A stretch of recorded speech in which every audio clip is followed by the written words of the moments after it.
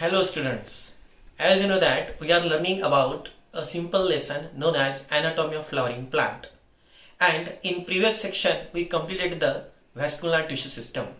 It means that we get completed so many points regarding with this lesson. All the points are very conceptual for us, very important for us. So you know that which points are we get learn, that is first of all different types of tissues inside the plant, that is meristematic tissues, permanent tissues. In meristematic tissues, primary, secondary, in permanent parenchyma, collenchyma, sclerenchyma, and in complex permanent tissues, xylem and phloem. And after the completion of part regarding with tissues, we just completed the session about tissue system. You know that anatomy के हिसाब से plant having presence of three different types of tissue system. That is first one epidermal tissue system, second one ground tissue system, and third one that is vascular tissue system. So आज हमें क्या करना है कि इन सारे points को learn करना है. इसका मतलब इनको हमें इन शॉर्ट रिवाइज करना है. और जब ये सारे पॉइंट्स हमारे रिवाइज हो जाते हैं तो फिर हम नेक्स्ट लेक्चर से जो रूट है, स्टेम है और लीफ है, इनकी जो एनाटॉमी है उसको हम वहां पे क्या करेंगे, स्टार्ट करेंगे. तो आज का जो मेरा सेशन है वो बेसिकली जितने भी पॉइंट्स हमने कंप्लीट किए हैं उन पॉइंट्स का एक बेसिक रिवीजन है. तो सभी स्टूडेंट्स को ध्यान देना है, ध्यान से सुनना है, और ये आज का जो लेक्चर होगा हमारा, ये आपके लिए बहुत ही इंपॉर्टेंट सेशन होगा. तो चलो सबसे पहले हम देख लेते हैं कि हमने अब तक क्या क्या कंप्लीट कर लिया है. जैसे कि आप जानते हो कि हमारे लेसन का जो नाम है वो है एनाटॉमी ऑफ फ्लावरिंग प्लांट्स, और यहाँ पे मैंने कुछ कंसेप्ट वाइज एक चार्ट मैंने यहाँ पे प्रोड्यूस किया है. जैसे कि ये जो चार्ट है ये टिश्यूज का है और वो जो चार्ट है वो है टिश्यू सिस्टम का. तो सबसे पहले हम कंसंट्रेट करते हैं टिश्यूज. जैसे कि सबसे पहले हमने लर्न किया था टिश्यू क्या होता है. So you know that what is the tissue. Tissue is known as group of cells which having presence of common origin and just performing a common function. जैसे कि आप जानते हो हमारे सिलेबस में सबसे पहला जो पार्ट दिया था वो टिश्यूज का दिया था. तो टिश्यू का बेसिक डेफिनेशन क्या है, group of cells having common origin and performing a common function. And you know that just to learn the anatomy of flowering plant, first of all the learning about tissue is very important, because all the internal parts, all the internal regions get made with to the presence of tissues. You know that what is the basic definition of anatomy. The basic definition of anatomy is that study about internal structures. So just to learn the different internal structures of flowering plants, we have to learn first of all tissues. So we learn about the tissues. So which are the different types of tissues? That is, you know that plant having presence of two different types of tissues. That is first of all meristematic tissues and second one permanent tissues. What are the meristematic tissues? Meristematic tissues are those type of tissues which having presence of those type of cells which having presence of active nature. It means that those cells having presence of active nucleus, thin cell wall and dense cytoplasm, and those cells having a power of cell division, that is mitotic cell division, due to which there is a formation of so many cells, new cells. As you know that meristematic tissues having two main types, that is primary and second one secondary. Primary meristematic tissues, secondary meristematic tissues. What is the basic function of primary meristematic tissues? Primary meristematic tissues having function just to carry out primary growth inside the plant. What is mean by primary growth? Primary growth का मतलब होता है organogenesis, that is formation of root, formation of stem and formation of leaves. तो plant की जो basic growth है, जो primary growth है, जो इनिशियल ग्रोथ है, वो प्राइमरी मेरिस्टेमेटिक टिश्यू से कंप्लीट होती है.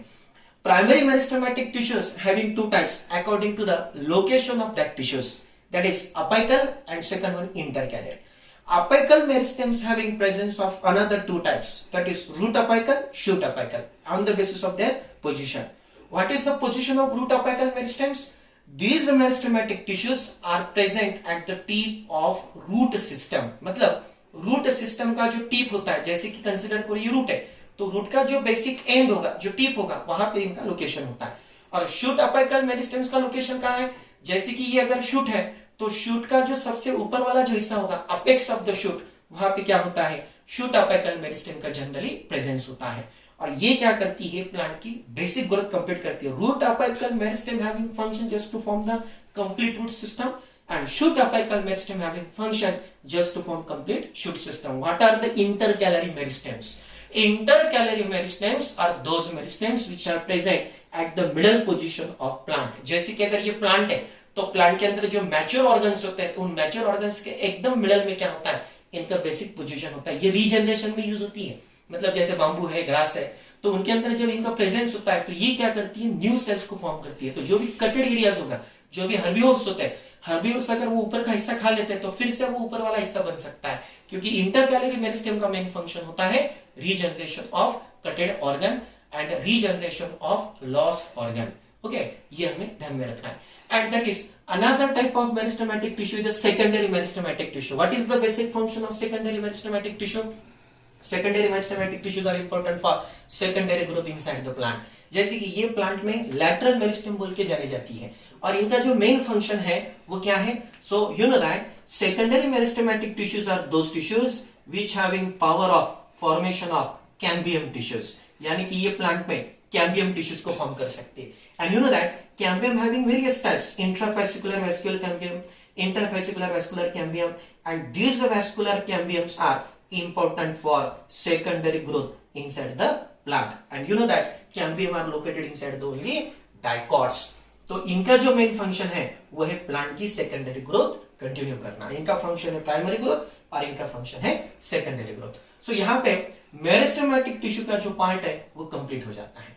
And you know that next one type of tissues that is known as permanent tissues. What are the permanent tissues? Permanent tissues are those type of tissues which having no power of cell division. यानी कि यहाँ पे मैं in short लिखता हूं no division in the cells, मतलब in sales में division नहीं होगा. और ये जो सेल्स होती है या ये जो टिश्यूज होती है इनके दो टाइप्स है, that is simple permanent tissues and complex permanent tissues. You know that what are the simple permanent tissues? Simple permanent tissues are those tissues which are made up with similar type of cells, the cells which having presence of morphologically same structure. So association of those cells which having basic similarity, it will form simple permanent tissues. Simple permanent tissues include parenchyma, collenchyma and sclerenchyma. तो सबसे पहले मैं आपको in short parenchyma बता देता हूँ. Parenchyma क्या है? प्लांट की सबसे एबंडेंट टिश्यूज है. ये क्या है? सबसे एक्टिव सेल है. इनके अंदर क्या रहता है कि ओवल शेप रहता है या पॉलीगोनल शेप रहता है या स्पेरिकल शेप रहता है. इनकी सेल वॉल थिन रहती है और उसके अंदर क्या रहता है? सेलुलोज का प्रेजेंस रहता है. और ये जो टिश्यूज होती है पैरेंकाइमा, ये प्लांट के अंदर फोटोसिंथेसिस, उसके बाद स्टोरेज और सिक्रीशन का फंक्शन परफॉर्म कर सकती है. दूसरी जो टिश्यूज है उनको हम कोलेनकाइमा कहते हैं. जैसे कि ये भी लिविंग है, ये भी लिविंग है. कोलेनकाइमा को हम क्या कहते हैं? पेक्टिनाइजर टिश्यूज कहते हैं. जैसे कि इनकी सेल वॉल में क्या होता है?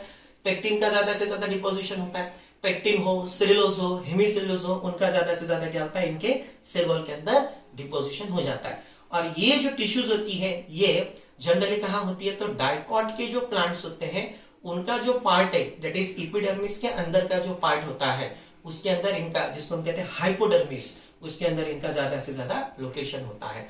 कोलेनकाइमा की जो सेल्स होती है उनका जो शेप होता है वो कभी कभी ओवल होता है, कभी कभी पॉलीगोनल होता है, कभी कभी स्फेरिकल होता है. तो ये अलग अलग शेप में हमें देखने को मिल सकते हैं, लेकिन इनके अंदर पैकिंग थोड़ा ज्यादा होता है. इनके अंदर कभी गैप नहीं होता इन सेल्स के अंदर. और सबसे लास्ट वन जो है mechanical strength and dead tissues known as sclerenchyma.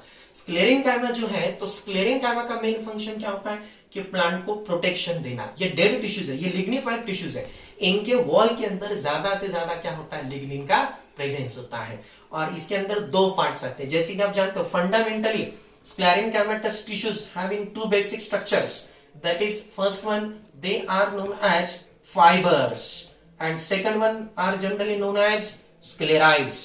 उनको हम स्क्लेराइड्स कहते हैं, फाइबर्स एंड स्क्लेराइड्स. ये लॉन्ग इलोंगेटेड होते हैं, पॉइंटेड होते हैं और ये स्पेरिकल होते हैं. और इनका लोकेशन जनरली क्या होता है? तो आउटर रीजन्स में, जैसे कि फ्रूट की बॉल है या फिर सीड्स की जो सीड कोट्स होती है उनके अंदर इनका प्रेजेंस होता है. जैसे कि यहाँ तक कि उन्होंने ये भी दिया है एनसीईआरटी के अंदर जो टी होता है, टी के जो लीव्स होते हैं उनके अंदर भी हम इनका लोकेशन आराम से देख सकते हैं. तो ये जो है ये सिमिलर टाइप के सेल से बनने वाली टिश्यूज है, तो इनको हम कहेंगे simple permanent tissues. And after the completion of simple permanent tissues, complex permanent tissues. What are the complex permanent tissues? Made with different types of cells. It includes xylem and phloem. And these are the conducting tissues. They have been function just to conduct water and minerals and with also organic food substances. You know that first one is a xylem. So what is the xylem? Xylem is complex permanent tissue which is made up with 4 different types of cells.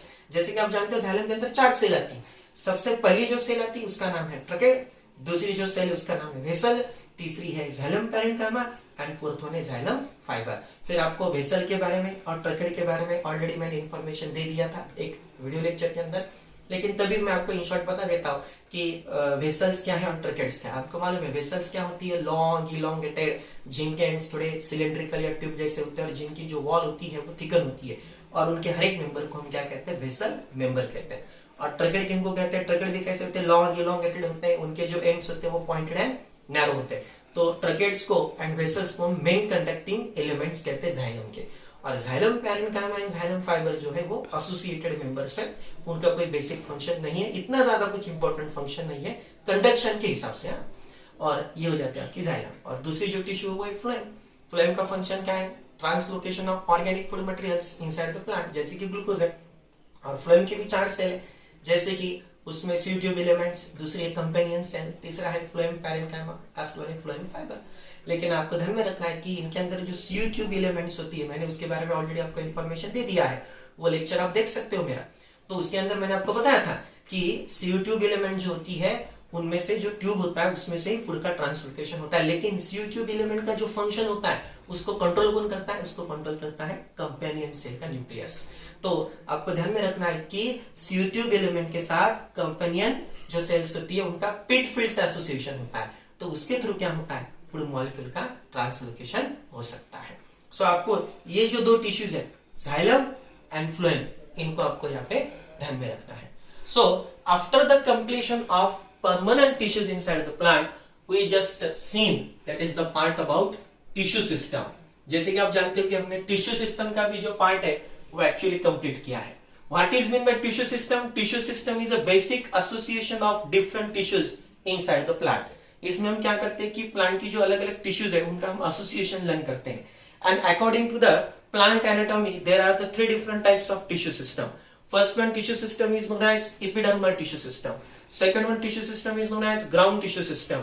And third one tissue system is known as vascular tissue system. What is meant by epidermal tissue system? Epidermal tissue system is outermost tissue system of the plant. It is the protective tissue system of plant, and it includes epidermis, epidermal appendages, and stomata. You know that what is the epidermis? Epidermis is the outer covering of whole plant. Okay, and it is single layer, homogeneous layer, made up with parenchymatous tissue.